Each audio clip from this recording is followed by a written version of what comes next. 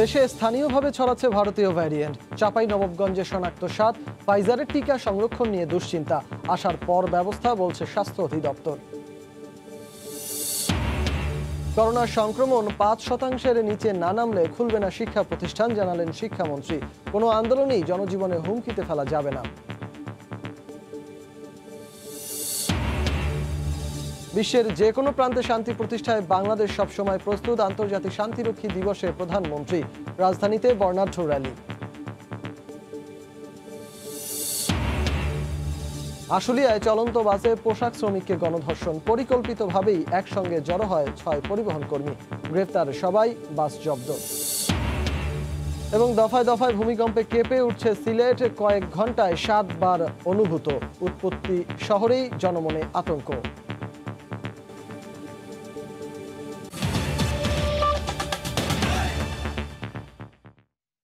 সময় সংবাদের সঙ্গে আছি আমি সজল মিত্র রিচার্ড। শুরুতেই সিলেটে ভূমিকম্পের খবর। দফায় দফায় ভূমিকম্পে কেঁপে উঠছে সিলেট, কয়েক ঘন্টার মধ্যেই অনুভূত হয়েছে ৭ বার। এতে শহর জুড়ে আতঙ্ক দেখা দিয়েছে। বিশেষজ্ঞরা বলছেন ছোট ছোট ভূমিকম্পের পর বড় ধরনের ভূমিকম্প হতে পারে। ইকরামুল কবিরের রিপোর্ট আর ছবি তুলেছেন নৌশাদ আহমদ চৌধুরী। শনিবার দিনের শুরুর এই ভূমিকম্পে বারবার কেঁপে উঠে সিলেট। এতে নগরবাসীর মধ্যে আতঙ্ক দেখা দেয়। এক লগে 3 বার হয়েছে, আমরা তো দৌড়িয়া বার হয়েছে, আশপাশে তো বড় বড় বিল্ডিং আইন আছে। ফলর উপরে উঠে এমন ভূমিকম্প হয়েছে দোকানের ভিতর। যেহেতু সিলেট অনেক ঝুঁকিপূর্ণ এলাকা, তাই আমরা এই ভূমিকম্পে অনেক আতঙ্ক বোধ করছি। আমরা যেখানে দাঁড়িয়ে আছি এর উপরে তো অনেক উঁচু উঁচু দালান, কখন যে মাথা ভেঙে পড়ে এই চিন্তা অনেক ভয় লাগতেছে। আবহাওয়া অধিদপ্তর জানায় ভূমিকম্পের উৎপত্তি স্থল সিলেট। রিক্টার স্কেলে এর সর্বোচ্চ মাত্রা ছিল ৪.১। সবচেয়ে বড় যে ভূমিকম্পটা হয়েছে সেটা 4.1, এটা হয়েছে হলো গিয়া 10:50 মিনিটে। লোকেশন তো দেখাচ্ছে যে ভূমিকম্প 3টা হয়েছে, একই জায়গায় হয় নাই, কিন্তু সিলেট রিজিয়নের ভিতরেই দেখেছে। এবং সেই লোকেশনটা আরেকটা বড় জিনিস হলো গিয়া আমাদের এই ভূমিকম্পর যে ডেপথটা ছিল খুব কম ছিল, মাত্র 13 কিলোমিটারের মতো ডেপথ ছিল, যার কারণে এটা সব জায়গায় অনুভূত হয় না। সিলেট দেশের প্রধান ভূমিকম্প প্রবণ অঞ্চল হওয়ায় সবাইকে সতর্ক থাকার আহ্বান জানিয়েছেন বিশেষজ্ঞরা। ইকরামুল কবির, সময় সংবাদ, সিলেট। ভূমিকম্পের সবশেষ খবর জানাতে এই মুহূর্তে সিলেট থেকে সরাসরি যুক্ত হচ্ছেন সহকর্মী ইকরামুল কবির। ইকরাম। ধন্যবাদ রিচার্ড। এই পর্যন্ত ৭ বার ভূমিকম্প অনুভূতি হয়েছে সিলেট নগরীতে। বিশেষ করে 5 বার পুরোপুরি যে আবহাওয়া অফিস আছে বা ভূমিকম্প পর্যবেক্ষণ কেন্দ্র আছে সেই কেন্দ্রে অবস্থান পাওয়া গেলেও পরবর্তীতে বা আরও 2টি রয়েছে, সেটি 2 মাত্রার নিচে থাকার কারণে ভূমিকম্প পর্যবেক্ষণ যন্ত্র যেটা সেটাই ক্যাচ করতে পারেনি। কিন্তু অবস্থার প্রেক্ষিতে বা আমরা যারা সিলেটের নগরীতে আছি আমরা 7 বার অনুভব করেছি যে ভূমিকম্পর যেই অনুভূত হয়েছে আমাদের মাঝে। সবচেয়ে যেই জিনিসটা বলে রাখা প্রয়োজন যে অতীতে কোনো সময় একই সময় প্রায় এই যে 10:36 থেকে 2টা পর্যন্ত 7 বার ভূমিকম্প অনুভূতি হয়েছে, এই ধরনের ঘটনা কিন্তু অতীতে আমরা আর কখনো দেখিনি, বা এখানে যারা বয়োজ্যেষ্ঠ আছে তারা কিন্তু এই ধরনের 7 বার ভূমিকম্পের কথা শুনেননি। তবে আরও পূর্বে যদি আমরা যাই 1948 কিংবা 50 সালে যে বড় ভূমিকম্প হয়েছিল সিলেট অঞ্চলে, সিলেটের স্থাপনা, সিলেটের বিভিন্ন জায়গা যেগুলো ভূমিধসে পরিবর্তন হয়ে গিয়েছিল, সেই সময় যে 8 রেক্টার স্কেলে ভূমিকম্প হয়েছিল সেই সময় কিন্তু আগে এই ধরনের বারবার ভূমিকম্প হয়েছিল এবং তারপরেই বড় ধরনের ভূমিকম্প হয়েছিল। এবং বিশেষজ্ঞ যারা আছে, ভূমিকম্প বিশেষজ্ঞ যারা আছে, বিশেষ করে জহির বিন আলম যিনি শাহজালাল বিজ্ঞান ও প্রযুক্তি বিশ্ববিদ্যালয়ের অধ্যাপক এবং ভূমিকম্প বিশেষজ্ঞ বা নগরবিদ, তিনি বলছেন যে এই ধরনের বারবার ভূমিকম্প কিন্তু সিলেটবাসীর জন্য একটি অশনি সংকেত। এবং ঢাকার যে ভূমিকম্প পর্যবেক্ষণ কেন্দ্রে যেটা বলছে মমিনুল ইসলাম, যিনি সিনিয়র আবহাওয়াবিদ, আমার সাথে কথা বলেছেন, তিনি বলছেন যে এই ভূমিকম্পের যেটা 4.1 রিক্টার স্কেলে পাওয়া গিয়েছে সেটা কিন্তু এই সিলেট নগরীতেই কেন্দ্রীয় স্থলের থেকে উৎপত্তি স্থল। এবং আমরা যেটা জেনেছি সিলেটের আশেপাশে আশেপাশে যে উপজেলাগুলো রয়েছে সেই আশেপাশে উপজেলাগুলোতে তেমন কিন্তু ভূমিকম্প অনুভূত হয়নি। সেই যেগুলো ভূমিকম্প অনুভূতি হয়েছে সেই ভূমিকম্প অনুভূতি হয়েছে সিলেট নগরীতে। সেই কারণেই সবাইকে সতর্ক থাকার আহ্বান জানিয়েছে ভূমিকম্প বিশেষজ্ঞরা, এবং আমরা সবাই সতর্ক থাকব এই কথা সবাই যেন বারবার বলছে ভূমিকম্প বিশেষজ্ঞরা। মোটামুটি রিচার্ড, এই ছিল সিলেটে যে এই পর্যন্ত 7 বার ভূমিকম্প অনুভূতি হয়েছে তার সর্বশেষ খবর। সিলেট থেকে ভূমিকম্পের সবশেষ খবরাখবর জানাতে আমাদের সঙ্গে যুক্ত হয়েছিলেন সহকর্মী ইকরামুল কবির। করোনার ভারতীয় ভ্যারিয়েন্ট স্থানীয়ভাবে সংক্রমণের খবরে এখন আতঙ্কের শহরে পরিণত হয়েছে চাঁপাইনবাবগঞ্জ। ভয় শঙ্কা যেন জেঁকে বসেছে। বিশেষজ্ঞরা বলছেন লকডাউনের পাশাপাশি বাড়াতে হবে করোনা টেস্টের সংখ্যা। এদিকে আরও কঠোর হওয়ার কথা বলছে স্থানীয় প্রশাসন। চাঁপাইনবাবগঞ্জ থেকে রাকিবুল হাসানের রিপোর্ট। সপ্তাহখানেক ধরে দেশ জুড়ে নতুন আতঙ্কের নাম চাঁপাইনবাবগঞ্জ। সংক্রমণের হার ছড়িয়েছে 50 ভাগের বেশি। চলছে লকডাউন। এরই মধ্যে মরার ওপর খাড়ার ঘা হিসেবে সেখানে মিলেছে ভারতীয় ভেরিয়েন্টের স্থানীয় সংক্রমণের খবর। তাই আতঙ্ক যেন ক্রমেই দানা বাঁধছে সেখানে। এটা অবশ্যই উদ্বেগের চিন্তার, শুধু চাঁপাইনবাবগঞ্জ গোটা বাংলাদেশই আপনার চিন্তা। এটার কোনো ওষুধ নাই, কোনো প্রপার ভ্যাকসিন তৈরি হয়নি। আমাদের দেশে তো চিকিৎসা তো উন্নত না। একটা 5 টাকার মাস্কের জন্য তার পরিবারের জীবন, একটা 5 টাকার মাস্ক গোটা জাতির জীবন। সতর্কভাবে চলতে হবে, কিন্তু মাস্ক পরা ছাড়া চলা যাবে না। বিশেষজ্ঞরা বলছেন এই ভেরিয়েন্টের বিস্তার ঠেকাতে কেবল লকডাউনই কাজে আসবে না, দরকার আরও কিছু নতুন পদক্ষেপের। এই সময়টাতে আমাদেরকে আইদার টেস্ট আইসোলেশন যতটুকু সম্ভব বাড়াইতে হবে, সাথে হচ্ছে সীমিত লকডাউন চালু রাখতে হবে।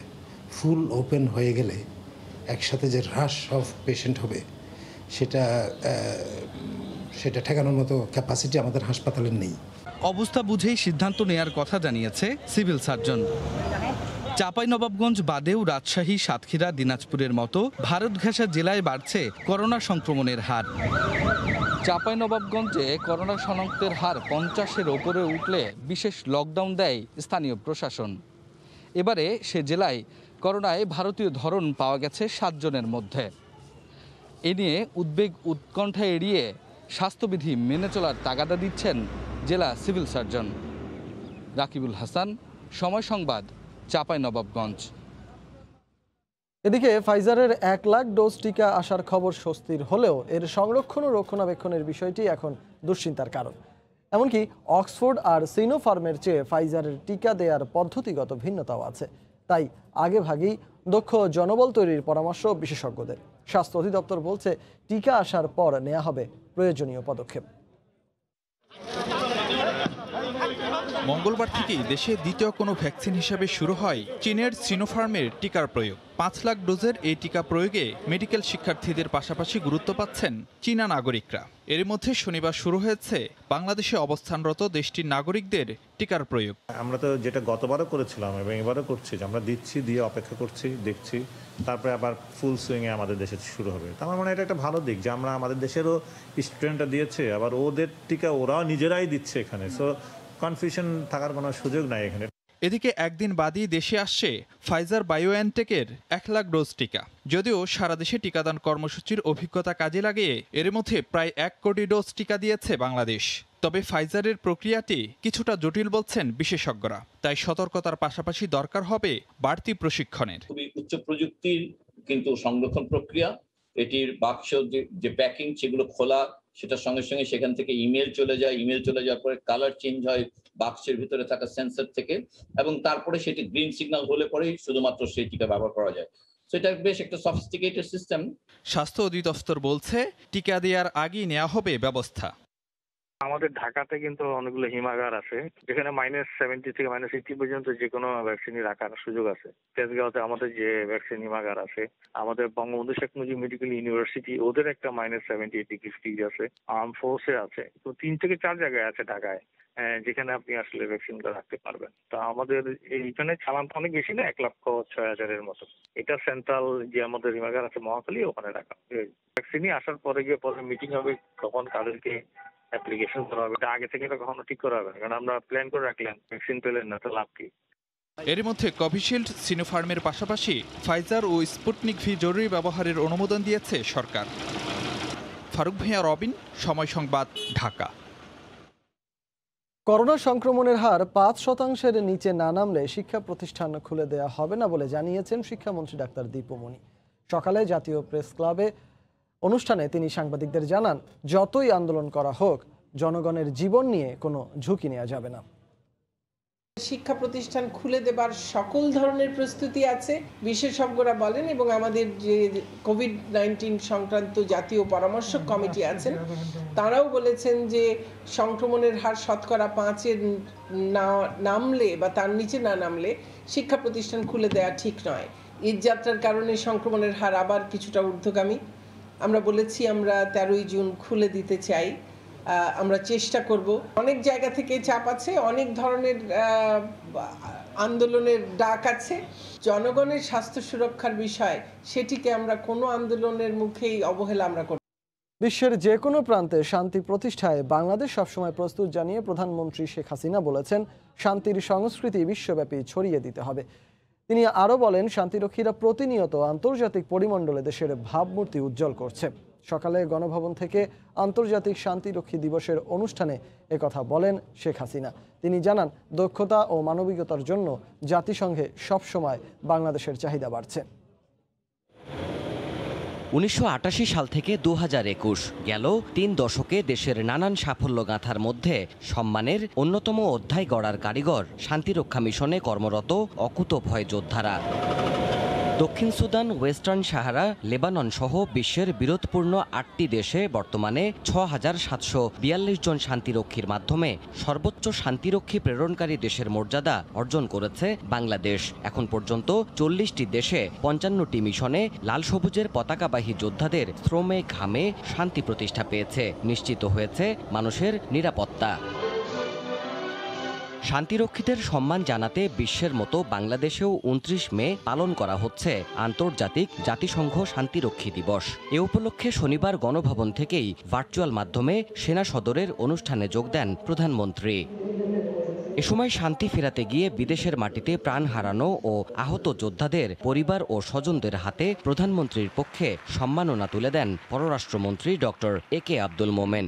শেখ হাসিনা বলেন, শান্তিই একমাত্র উন্নয়নের পথ, সেই পথেই দেশের জন্য বিরল সম্মান বয়ে আনছেন শান্তিরক্ষীরা।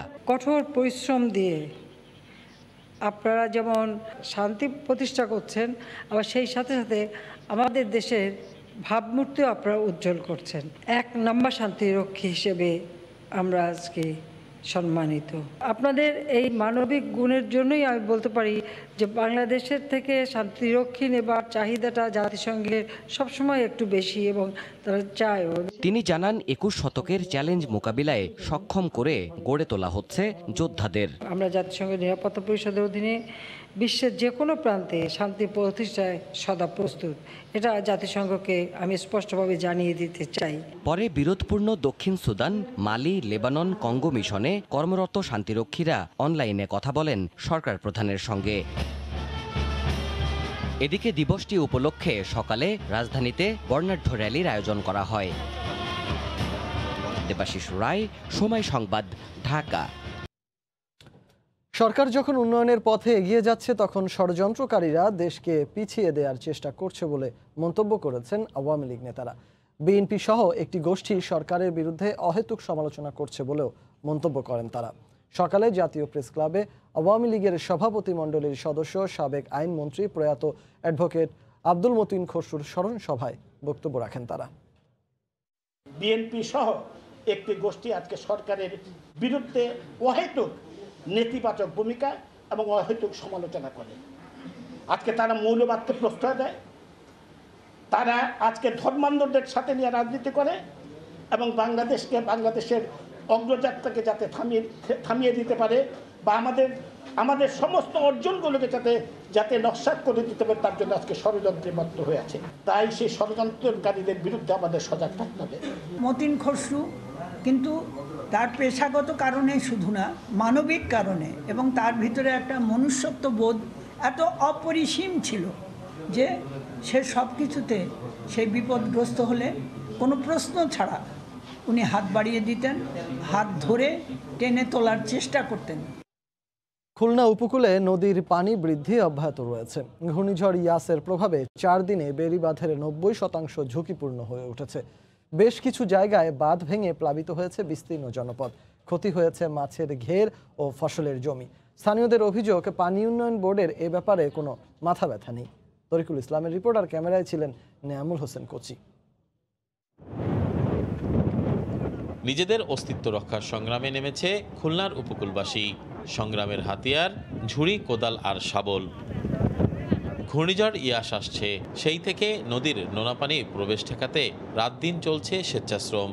ভেদাভেদ ভুলে এ সংগ্রামে সামিল হয়েছেন নারী পুরুষ সব বয়সী মানুষ। তবে এই দুঃসময়ে পানি উন্নয়ন বোর্ডকে পাশে পায়নি তারা। নিজেদের বাস্তবিকতা রক্ষায় আকুতিও জানিয়েছেন অনেকে। বেড়িবাদটা ভালো হয়, সেই কারণে আমরা ঘরেতে বাইরে বেরিয়েছি কাজ করতে। মা বাবা সন্তানদের নিয়ে বেঁচে থাকার জন্য করছি। পদ্মার যে লোকজন আছে তাদের দ্বারা আমরা কোনো সহযোগিতা পাই না। বারবার ওনাদের বলা হয় না, আসে মাঝে মধ্যে, কিন্তু ওরা কোনো কাজই করে না। বেশিরভাগ ভাঙন কবলিত এলাকার প্রতিনিধিরা পানি উন্নয়ন বোর্ডের সহযোগিতা না পাওয়ার অভিযোগ করেছেন। আমরা বিভিন্ন সময় পানি উন্নয়ন বোর্ডকে আমরা বলি, তারা সব সময় বলে আমাদের তো ফান্ড নাই, আমরা কিভাবে এটা তৈরি করব। আর বরাবরের মতো পানি উন্নয়ন বোর্ড কর্মকর্তারা অভিযোগের বিষয়টি কৌশলে এড়িয়ে যাচ্ছেন। বাজেট না থাকার জন্য আমরা সব পয়েন্টে অ্যাড্রেস করা সম্ভব হয় না। যেগুলো অধিক ঝুঁকিপূর্ণ জায়গা সেগুলো আমরা মেরামত করে থাকি। খুলনা অঞ্চলের 1800 কিলোমিটারের বেশি বেড়িবাঁধ রয়েছে। এর মধ্যে খুলনার কয়রা, দাকব ও পাইকগাছা এবং সাতক্ষীরার আশাশুনি ও শ্যামনগর উপজেলার বেড়িবাঁধ বেশি ক্ষতিগ্রস্ত হয়েছে।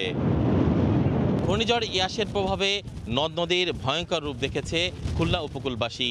আর তাই তো এ সংগ্রাম পেটের তাগিদে নয়, এ সংগ্রাম টিকে থাকার লড়াই। তরিকুল ইসলাম, সময় সংবাদ, খুলনা। এ পর্যায়ে শীর্ষ সংবাদ জানিয়ে দিচ্ছি আরেকবার। দেশে স্থানীয়ভাবে ছড়াচ্ছে ভারতীয় ভ্যারিয়েন্ট। চাঁপাইনবাবগঞ্জে শনাক্ত 7। ফাইজারের টিকার সংরক্ষণ নিয়ে দুশ্চিন্তা, আসার পর ব্যবস্থা বলছে স্বাস্থ্য অধিদপ্তর। করোনা সংক্রমণ 5%-এর নিচে না নামলে খুলবে না শিক্ষা প্রতিষ্ঠান, জানালেন শিক্ষামন্ত্রী। কোনো আন্দোলনই জনজীবন হুমকিতে ফেলা যাবে না।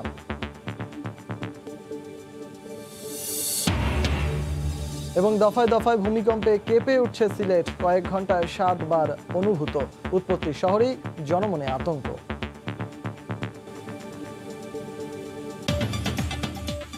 এই ছিল এখনকার মতো, আর সঙ্গে থাকুন সময়।